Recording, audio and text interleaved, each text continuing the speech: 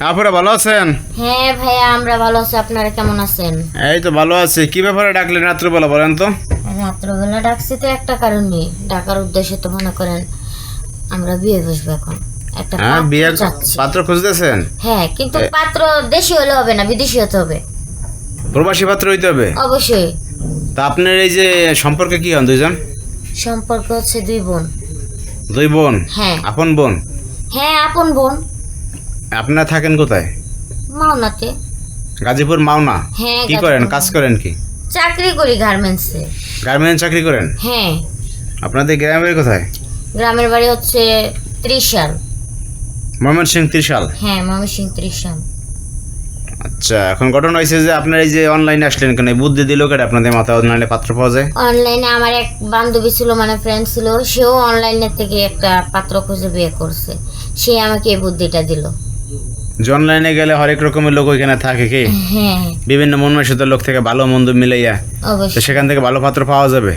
হ্যাঁ, সে এ কথা বলার পরে দিই তো আমি আপনাকে ডাক দিলাম যে আপনারা রাতের বেলা আসেন, আমরা কিছু কথা বলবো। মানে দেখা যায় আপনাদের অফিস ছুটি 8টার দিকে রাত্র, হ্যাঁ।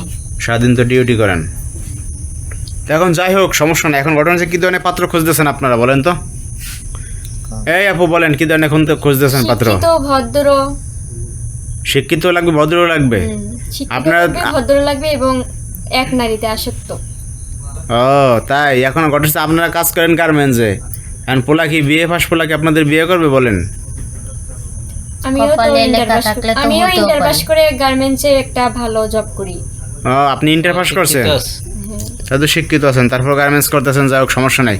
কাজ কোনোটাই ছোটো না, বুঝছেন? যেটা করবেন ওইটাই কর্মই ধর্ম, বুঝছেন? যাই হোক, সমস্যা নাই।